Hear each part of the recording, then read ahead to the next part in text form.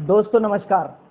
दोस्तों, बहुत ही महत्वपूर्ण मुद्दे पर चर्चा करने के लिए आज आपके बीच आया हूं और हम लोग चर्चा करने वाले हैं जातीय जनगणना के मुद्दे पर। बिहार में अभी जातीय जनगणना पूरी कर ली गई है और उसके आंकड़े भी जारी कर दिए गए हैं और पूरे देश में और विभिन्न प्रदेशों में जातीय जनगणना का मुद्दा उठ रहा है। कई राज्यों में कांग्रेस पार्टी के जो मुख्यमंत्री है वो जातीय जनगणना करा भी रहे हैं। तो इसी मुद्दे पर बात करने के लिए मेरे साथ तपेंद्र प्रसाद साक्य जी हैं, जो पूर्व आईएएस हैं और पूर्व राष्ट्रीय अध्यक्ष रहे हैं सम्यक पार्टी के। तो हम उनसे बात करेंगे विस्तार से जातीय जनगणना को लेकर। तो सर, आपका बहुत बहुत स्वागत है इंडस न्यूज पर। इंडस न्यूज के सभी दर्शकों को मेरा अभिवादन है। तो सर, जैसा कि मैंने बताया कि बिहार में जातीय जनगणना पूरी हो गई है और उसके आंकड़े भी जारी हो गए हैं। तो जनगणना के जो आंकड़े आए हैं उन आंकड़ों को आप कैसे देख रहे हैं और इस जातीय जनगणना को आप कैसे देख रहे हैं? देखिए, इस देश में जातिवार जनगणना हो, इस पर कोई विवाद नहीं होना चाहिए और ये अच्छी बात है, क्योंकि ये विविधता का देश है, विभिन्न जातियां हैं इसमें। तो हमारा संविधान कहता है कि हम 3 प्रकार का न्याय करेंगे: सामाजिक, आर्थिक, राजनीतिक न्याय। तो ये तीनों न्याय वास्तविक अर्थों में धरातल पर कहाँ तक पहुँचा है, इसका पैमाना व्यक्ति भी है देश में, और व्यक्ति के साथ साथ व्यक्तियों का समूह भी है। और व्यक्तियों का समूह की कई परिभाषाएं हैं, सिर्फ यही नहीं है कि अमीर और गरीब। उसमें विभिन्न जाति, विभिन्न कबीले, विभिन्न क्षेत्रीय समूह अपने आप में एक समूह होते हैं। तो जो समूह की स्थिति है उसके आधार पर भी हम सामाजिक आर्थिक न्याय की पूरी अवधारणा को आगे बढ़ाते हैं। और व्यक्ति को तो केंद्र में माना ही गया हर जगह, लेकिन हमारे भारतीय संविधान में ये भी कहा गया, ओबीसी कमीशन की बात की गई, एससी एसटी कमीशन की बात की गई, और ये इसीलिए बनाने की बात की गई कि जो समुदाय, जो कम्युनिटी समुचित रूप से जिनका विकास नहीं हो पाया है और ये महसूस हो रहा है कि उनका एडिक्वेट डेवलपमेंट नहीं हुआ है सामाजिक, आर्थिक, राजनीतिक, तो उनके लिए विशेष प्राविधान किए जा सकते हैं। तो ये प्राविधान तभी किए जा सकते हैं जब उनकी कायदे से गणना हो।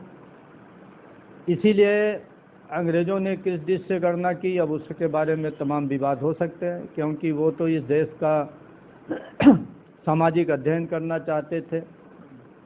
ये भी हो सकता है आपस में हमको लड़ाना भिड़ाना चाहते थे, तो उनको ये बनाना था कि किस जात की कितनी गणना हुई।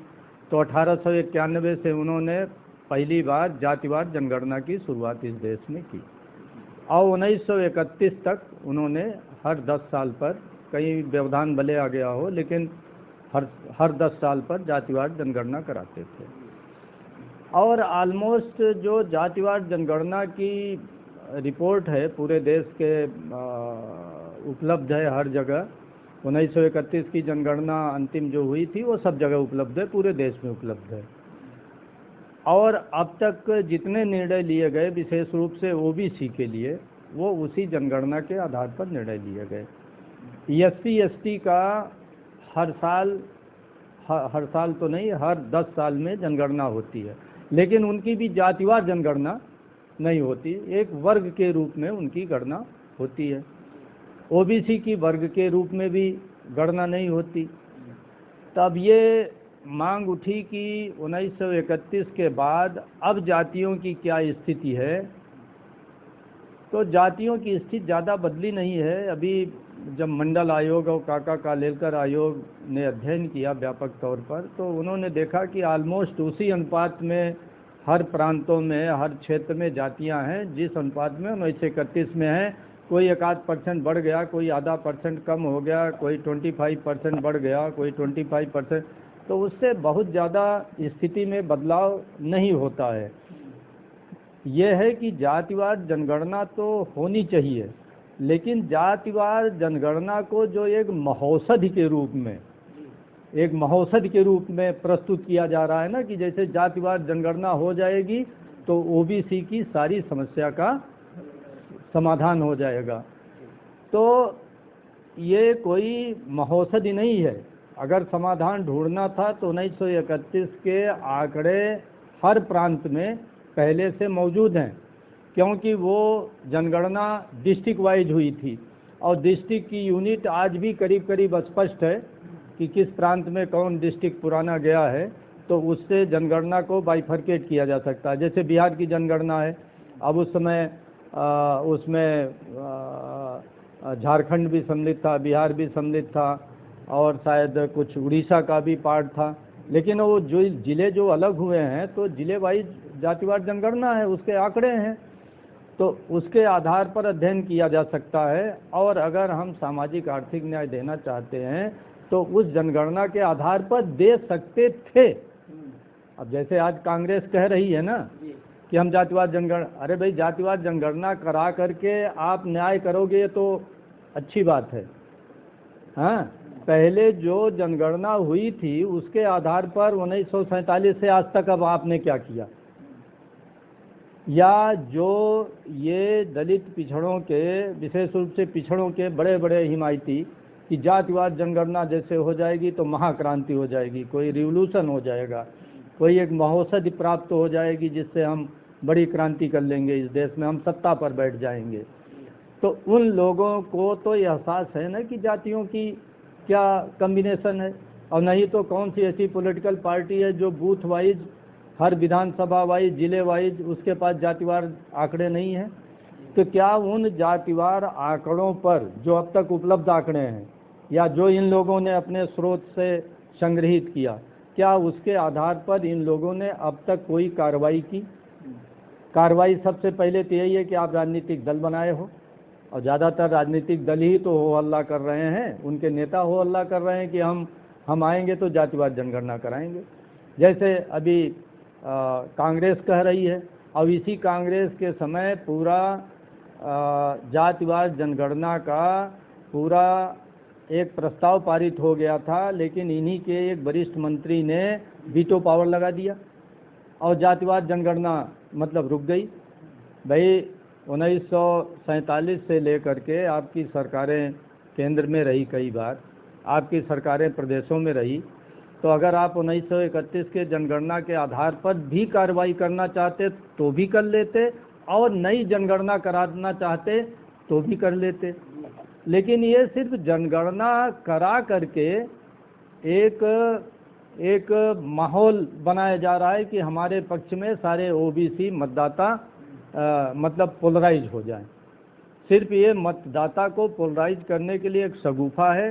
वास्तव में अगर पिछड़े वर्ग का ये कल्याण करना चाहते तो सभी जातियों के आंकड़े हर पार्टी के पास उपलब्ध हैं। 1931 के जनगणना उपलब्ध है, अब तक उसके आधार पर ये कोई अफर्मेटिव कार्रवाई करते, और अफर्मेटिव कार्रवाई अगर 1931 की जनगणना के आधार पर नहीं हुई, जैसे अभी तक ये हो रहा था कि बिहार में जनगणना हुई, ये हो रहा था कि वहाँ 52% पिछड़ा वर्ग था, अब 62% हो गया है। तो जब 52% था तो आपने पिछड़ा वर्ग के कल्याण के लिए क्या किया, आप ये बता दीजिए। और अब 62% है तो कौन सी आपने योजना बना दी? जैसे 36% अति पिछड़ा वर्ग बिहार में उसकी गणना हुई है, तो क्या 36% ये इंडिया गठबंधन वाले टिकट देंगे पिछड़ों को? अब जो मतलब जनगणना हो गई है बिहार में, अब आपकी क्या मांगे हैं, क्या चाहते हैं? गणना तो 31 में भी उपलब्ध थी, उससे थोड़ा बहुत इधर उधर ही आया है, तो अब क्या मतलब मांगे हैं आपकी, आप क्या चाहते हैं और क्या नहीं हो पाया अब क्या होना चाहिए? इंडिया गठबंधन नहीं कर रहा है तो उसके पीछे आप क्या मंशा देख रहे हैं कि गणना तो करा ली लेकिन अब उस गणना कोई प्रयोग ही नहीं कर रहे हैं, उसके आधार पर टिकट नहीं दे रहे हैं, उसके आधार पर हिस्सेदारी नहीं दे रहे हैं, तो उसका मतलब क्या रह गया? जैसा हमने कहा कि ये जातिवार जनगणना की जितनी लोग ये हरकतें कर रहे हैं, मांगे कर रहे हैं, बातें कर रहे हैं, ये सिर्फ अपने पक्ष में वोट बैंक को पोलराइज करने के लिए कर रहे हैं। वास्तव में इनकी मंशा पिछड़ों के कल्याण की कतई नहीं है। अगर पिछड़े के कल्याण की इनकी मंशा होती तो जैसा मैंने कहा 1931 की जनगणना उपलब्ध थी, तब चलो अति पिछड़ा वर्ग 36% नहीं 34% रहा होगा, तो आप क्या 34% उनको हर जगह भागीदारी दिए? भाई उत्तर प्रदेश में समाजवादी पार्टी को ज्ञान नहीं था कि 1931 की जनगणना है, या इनके पास आंकड़े नहीं थे? अगर इनको ये है ये जातियां हमारी ऐसी हैं कि जिनको आज हम कोई भी सामाजिक आर्थिक राजनीतिक लाभ नहीं दे पा रहे हैं, तो क्या उनके लिए अपने पार्टी में विशेष व्यवस्था न कर देते? विशेष व्यवस्था करना चाहिए था, लेकिन किसी भी पार्टी ने विशेष व्यवस्था नहीं की। जैसे कांग्रेस की भी अभी राजस्थान में भी सरकार थी, छत्तीसगढ़ में भी सरकार थी, और अभी कर्नाटक में भी सरकार है, अभी आई है। तो छत्तीसगढ़ और राजस्थान का तो 5 साल बीत गया। अगर इनको इतना ही आत्मज्ञान पैदा हो गया है कि इस 5 साल में क्या जातिवार जनगणना कराकर उसके आंकड़ों के आधार पर कोई एफर्मेटिव एक्शन न करते? एफर्मेटिव एक्शन सबसे ज़्यादा जरूरी है कि आपके राजनीतिक दल में झलकना चाहिए। आज क्या समाजवादी पार्टी, जदयू या आरजेडी या बीएसपी जो लोग या जो भी नेता बात कर रहे हैं, या कांग्रेस, क्या अगर पिछड़ों की 31 में जनगणना, चलो ये कहेंगे भाई अभी रिसेंट जनगणना नहीं इसलिए हम कार्रवाई नहीं करेंगे। अरे नहीं है तो 31 की तो जनगणना है, उससे ज़्यादा ही तो बड़ी होगी। तो आप 52% तो पिछड़ों को टिकट दे दीजिए। क्या कोई 52% पिछड़ा को दे? और 36% अति पिछड़ा है, क्या 36% देने को तैयार है? उत्तर प्रदेश में सपा बसपा की सरकार रही, क्या यहाँ तो लगभग 32-34% यहाँ भी अति पिछड़ा है उत्तर प्रदेश में भी, क्या उसके लिए आरक्षण की अलग व्यवस्था नहीं की जा सकती थी? राजस्थान में तो अभी तक पिछड़ों का आरक्षण ही नहीं लागू किया गया। हाँ, अभी शायद कुछ थोड़ा बहुत 5% या कितना करके लागू किया है। तो इनकी सरकारें तो रही, नहीं लागू कर पाए। तो जातिवार जनगणना को एक शगुफे के रूप में प्रयोग किया जा रहा है। जातिवार जनगणना होनी चाहिए, केंद्र सरकार को करानी चाहिए, कांग्रेस को भी करानी चाहिए थी, बीजेपी भी कराए। लेकिन सिर्फ जातिवार जनगणना करा लेने से जैसे कोई क्रांति हो जाएगी, ऐसा कुछ नहीं है। ये हमारे राजनीतिक दलों की मंशा पर है कि उस आंकड़े का आप उपयोग कैसे करते हैं। अब तक तो उपलब्ध थे आपके आंकड़े, अब तक तो आपने कोई उपयोग उसका नहीं किया। जैसे मैं उत्तर प्रदेश की बात बता रहा हूँ, भाई अति पिछड़ों की थी, कायदे से आरक्षण में विभाजन हो जाना चाहिए था। हाँ, अब जैसे भारत सरकार ने रोहिणी आयोग लागू रिपोर्ट आ गई, लेकिन अब उनको ये डर है कि जो बड़ी संख्या की जातियां हैं वो हमारे विरुद्ध हो जाएंगी, इसलिए वो भी दावे बैठे हैं। और ये जो अति पिछड़ी जातियां हैं, या ज़्यादातर जो कृषक जातियों को छोड़कर जो गैर खेतिहर जातियां हैं, जो ज़मीन से नहीं जुड़ी हुई, जिनके पास ज़मीन नहीं, खेती बाड़ी नहीं है, उनकी संख्या बिहार में 36% है। लेकिन उनकी राजनीति में भागीदारी कहाँ 36% है? हाँ, उनकी आर्थिक संपदा में कहाँ 36% है? तो जब तक राजनीतिक सशक्तिकरण नहीं होगा, अगर एक बार राजनीतिक सशक्तिकरण हो जाए इन जातियों का, तो उसके साथ सामाजिक शैक्षणिक सशक्तिकरण के लिए क्या किया इन्होंने? भाई इन्हीं जो अति पिछड़ी जातियां थी, भाई इनके लिए अफर्मेटिव एक्शन यही था कि जो सरकारें थी इनके लिए भी विशेष विद्यालय का प्रबंध करते, निःशुल्क करते, हॉस्टल बनाते, यूनिवर्सिटी में हॉस्टल बनाते, इनको पढ़ाई करते, इनको कोचिंग देते, इनका आरक्षण अलग करते। हाँ, इनकी सीटें क्या जैसे उत्तर प्रदेश में 31 की जनगणना के अनुसार यादव 8% है, ठीक? तो 8% के अनुसार 8×8 64, यानी 7 सीट यादव को मिलनी चाहिए लोकसभा में। क्या 7 ही लेते हैं? हाँ, तब तो 20 सीटें हो जाएंगी। हाँ, क्या अगर मान लो मुस्लिम को मिला दीजिए 15%, तो 15-8-23% सीटों को छोड़ करके, और जो रिजर्व सीट है 20 सीटें, क्या जो सीटें बचती हैं वो अति पिछड़ों में ये बांटते हैं? हाँ, तो समस्या ये है कि आपकी मंशा क्या है, आपकी नीयत क्या है।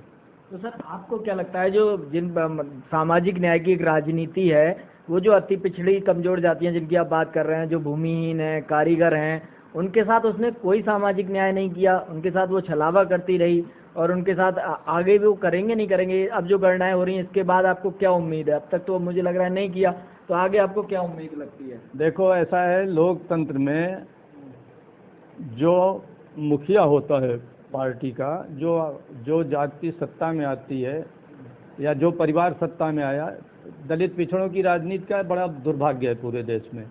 और सही अर्थों में अगर पूछा जाए, जैसे आप मुझसे प्रश्न करें क्या पिछड़ों की कोई राजनीति है, तो उत्तर दिया जा सकता है कि इस देश में पिछड़ों की कोई राजनीति नहीं है। क्या दलितों की कोई राजनीति है? इस देश में दलित की कोई राजनीति नहीं है। लेकिन सर राजनीतिक दलों का दावा है। नहीं, राजनीतिक दल का दावा है ना भाई। जैसे समाजवादी पार्टी, एक व्यक्ति आजीवन राष्ट्रीय अध्यक्ष रहा, फिर उसका लड़का है, एक जाति का है। आप ये बताइए कि वो पिछड़ों की कैसे पार्टी हो गई? पिछड़ों की अगर पार्टी होती तो उसमें राष्ट्रीय अध्यक्ष कभी मौर्य होता, कभी कश्यप होता, कभी कुर्मी होता, कभी लोधी होता, कभी आदिवासी होता, कभी मुस्लिम होता। तमाम जो पिछड़ी जातियाँ, कोई यादव ही तो पिछड़ा नहीं है ना, या जाटव ही कोई दलित थोड़ी है। अब कुछ लोग ये कहते हैं कि भाई जो नेतृत्व करेगा, जो आगे आएगा। तो समस्या ये है कि आप लोकतंत्र नहीं चाहते हैं, आप थोड़ा सा चटक हैं, आप थोड़ा सा मजबूत हैं, आप थोड़ा सा संख्या बल वाले हैं, तो आप अपना एक अलग कारवां बना लिए कि भाई आपको अगर मजबूत हो, आपके पास अगर ताकत है, बाहुबल की, जनबल की, धन बल की, नेतृत्व क्षमता है, तो आप भी खड़ा कर लो। तो इसी चुनौती को देखते हुए आज दलीय दल खड़े हो गए कि नहीं? भाई ये चुनौती दिया ना, तो आज राजभर की पार्टी बन गई कि नहीं बन गई? पटेल की पार्टी बन गई कि नहीं बन गई? कुशवाहा की पार्टी बन गई कि नहीं बन गई? तो जब आप यादव की और जाटव की पार्टी बनाएंगे तो विभिन्न जातियों की पार्टी बनेगी। तो जब जातियों की पार्टी है, जातियों की राजनीति है, तो पिछड़ों की राजनीति कहाँ है? हम तो टुकड़ों टुकड़ों में विभक्त राजनीति कर रहे हैं। तो पिछड़ों की न राजनीति है न दलित की राजनीति है। इसीलिए दलित पिछड़ों का कोई ऑल इंडिया लेवल पर कोई पार्टी है?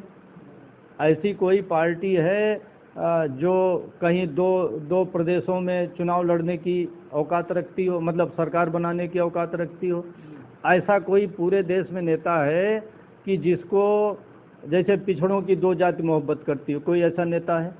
नीतीश कुमार हैं कि लालू यादव हैं कि मायावती जी हैं कि चंद्रशेखर जी हैं कि शरद पवार हैं? कौन ऐसा व्यक्ति है, जयंत चौधरी हैं, कि जिसको दो जाति मोहब्बत करती हो, दिलो जान से चाहती हो कि भैया ये मेरे नेता हैं? तो अति पिछड़ा वर्ग है, उसके साथ कैसे सामाजिक न्याय होगा? देखिए, अति पिछड़ा, देखिए सामाजिक न्याय मांगने से नहीं होगा। पिछड़े वर्ग को खुद राजनीतिक तौर पर उसको अपना राजनीतिकरण करके एक पॉलिटिकल पार्टी जिसमें लोकतंत्र हो, जो भी लोकतांत्रिक पार्टी हो, मैं ये नहीं कह रहा हूँ कि पर्टिकुलर फला पार्टी या वो करिए, जो भी लोकतांत्रिक पार्टी हो उससे जुड़ना चाहिए।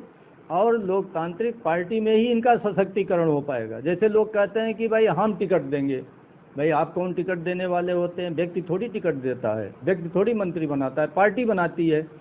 तो अगर जिस पार्टी में कभी तेली राष्ट्रीय अध्यक्ष हो जाए, कभी कुहार हो जाए, कभी लोहार हो जाए, कभी कोयरी हो जाए, कभी अहिर हो जाए, कभी कुर्मी हो जाए, तो अपने आप उसका विस्तार हो जाए, कभी बिहार का, कभी राजस्थान का, कभी हरियाणा का।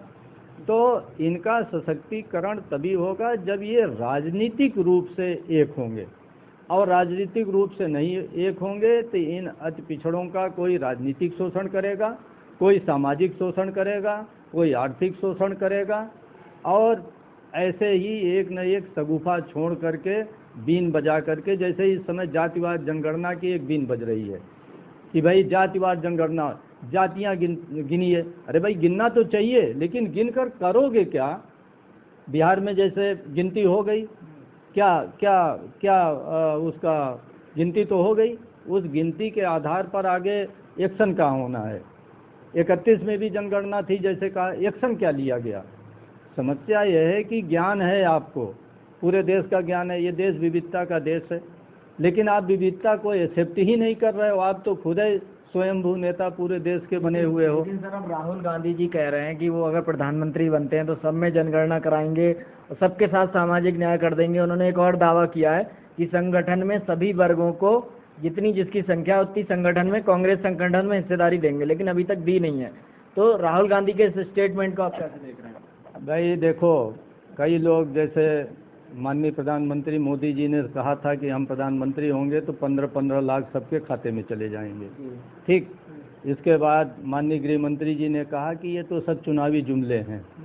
तो ये सब चुनावी जुमले हैं और कांग्रेस और बीजेपी मूलतः सामंतों की, पूंजीपतियों की, वर्णवादियों की, मनुवादियों की पार्टी है और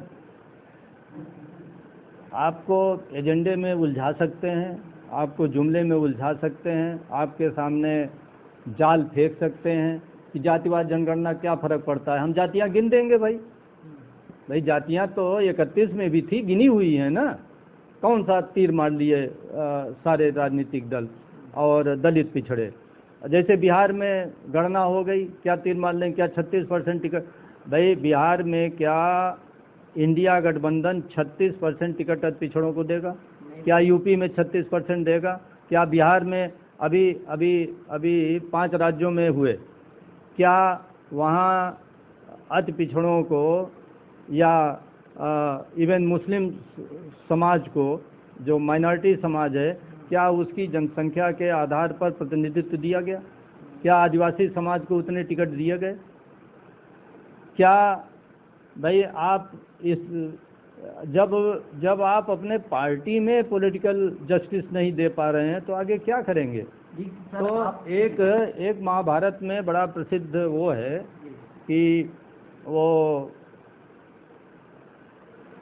भगवान कृष्ण गए दुर्योधन के पास, तो दुर्योधन के पास बैठ करके, उनके चारपाई पर बैठ करके उन्होंने दुर्योधन को खूब समझाया कि भाई ये न करो, ये न करो, बड़ा अनर्थ हो जाएगा, आप ही के खानदान है, खून है, वंशज है, भाई 5 गांव मांग रहे हैं, दे दो, भाई धर्म ये है, अधर्म ये है, पूरा उन्होंने भाषण दे दिया। भगवान कृष्ण ने पूरा दर्शन समझा दिया। तो सारी बात सुनकर दुर्योधन मुस्कुराए और मुस्कुराने के बाद उन्होंने कहा कि हे महाराज, क्या धर्म है यह मैं जानता हूँ, लेकिन मेरी मजबूरी है कि धर्म की ओर मैं जा नहीं सकता, और क्या अधर्म है ये भी मैं जानता हूँ, लेकिन मेरी मजबूरी है कि अधर्म से मैं जुदा नहीं हो सकता, अधर्म से हम जुदा नहीं। तो ये सब जानते हैं। ऐसा नहीं है कि जातिवाद जनगणना हो जाएगी तो नया ब्रह्म ज्ञान पैदा हो जाएगा इन सारे लोगों को, लेकिन क्या उस जानकारी को, उस फैक्ट को, उस तथ्य को, उस आंकड़े को के आधार पर ये कभी राजनीतिक न्याय अति पिछड़ों को, और विशेष रूप से पसमानदा मुसलमान की यही स्थिति है। भाई अति पिछड़े और पसमानदा मुसलमान को, आदिवासियों को कोई देने को तैयार है?